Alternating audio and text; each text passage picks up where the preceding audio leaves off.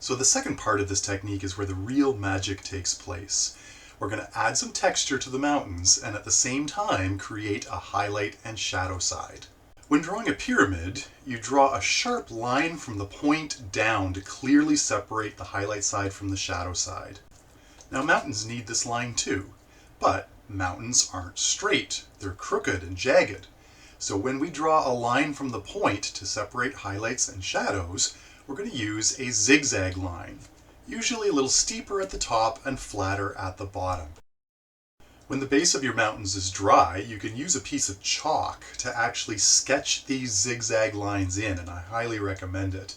If you've got more than one peak, this is also the point where you want to decide which one is in front. In this piece, you can tell that the big mountain in the center is in front of the smaller one on the right because the highlight side overlaps or cuts in front of it. But it could have just as easily been the other way around, with the small peak cutting in front or overlapping the bigger one. So you get to make those big decisions in your world, but sketch it out with chalk so you don't forget. So I'm going to have my light coming from the right. That's going to be my highlight side. You can pick whichever side you like, just keep it the same all the way through your painting.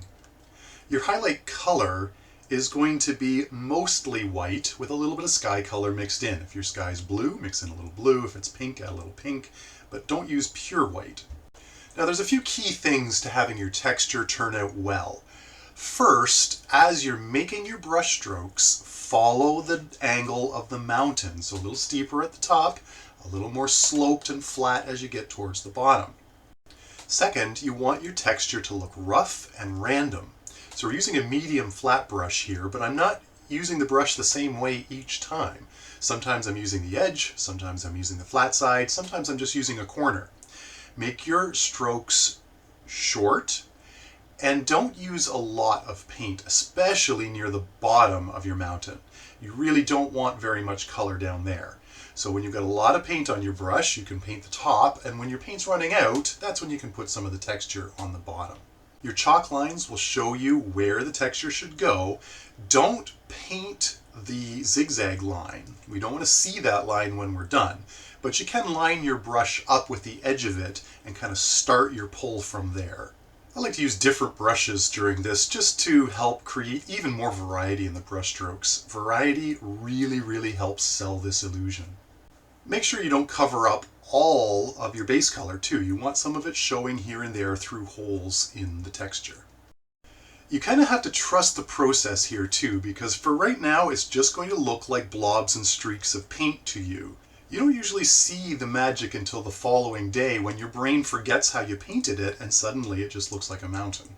The last thing I like to do is switch to a really small brush, take some pure white, and just add a little bit to the places that I want to stand out a bit more, like the peaks and along the bright edges.